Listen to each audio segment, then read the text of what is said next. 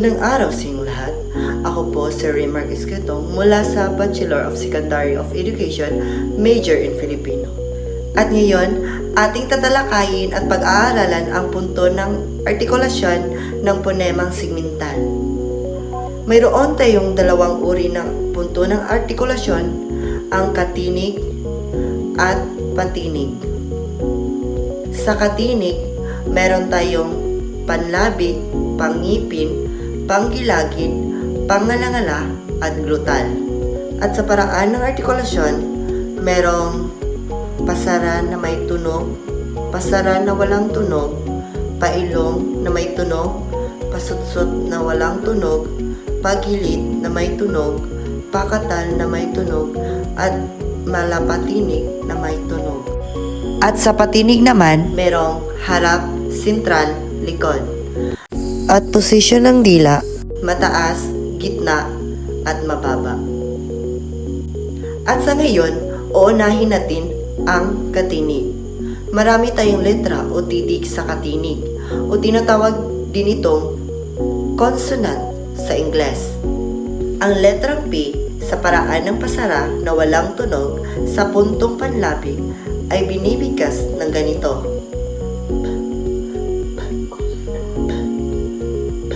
Ang letrang B sa paraan ng pasara na may tunog sa puntong panlabig ay binibigkas ng ganito.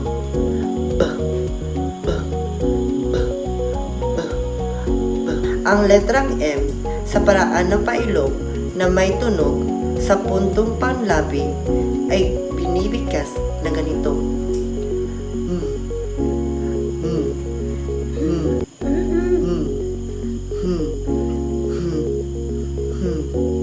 Ang letrang T sa paraan ng pasara na walang tunog sa puntong pangipin ay binibigkas ng ganito. Ang letrang D sa paraan ng pasara na may tunog sa puntong pangipin ay binibigkas ng ganito. Ang letrang N sa paraan ng pailong na may tunog sa puntong pangipin ay binibigkas ng ganito.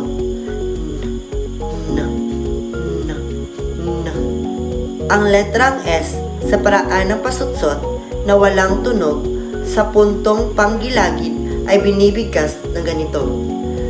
Sa. Ang letrang L sa paraan ng paggilid na may tunog sa puntong panggilagid ay binibigkas ng ganito. La. Ang letrang R sa paraan ng pakatal na may tunog sa puntong panggilagid ay binibigkas ng ganito.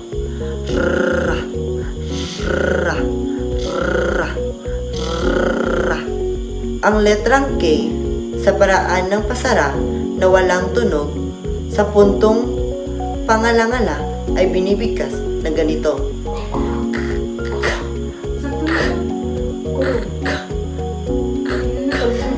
Ang letrang G sa paraan ng pasara na may tunog sa puntong pangalangala ay binibigkas na ganito. Ang letrang N sa paraan ng pailong na may tunog sa puntong pangalangala ay binibigkas ng ganito.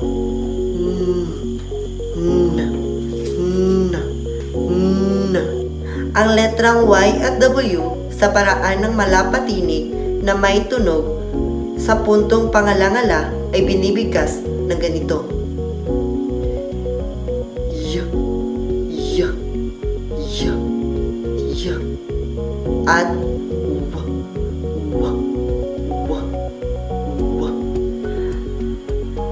At sa panghuli, ang letrang H sa paraan ng pasutsot na walang tunog sa puntong glutal na binibigkas ng ganito.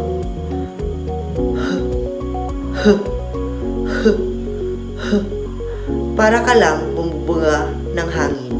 At ngayon, dumako naman tayo sa patinig. Sa patinig, ang letrang O ay binibigkas sa harap na mataas. O, O, O, O. Ang letrang U naman ay binibigkas sa harap na gitna. U, U, U, U. At ang letrang A naman ay binibigkas sa sentral na mababa. Ah, ah, ah, ah. Ang letrang I naman ay binibigkas sa likod na mataas. I, I. Ang letrang E naman ay binibigkas sa likod na gitna. Eh, eh, eh, eh.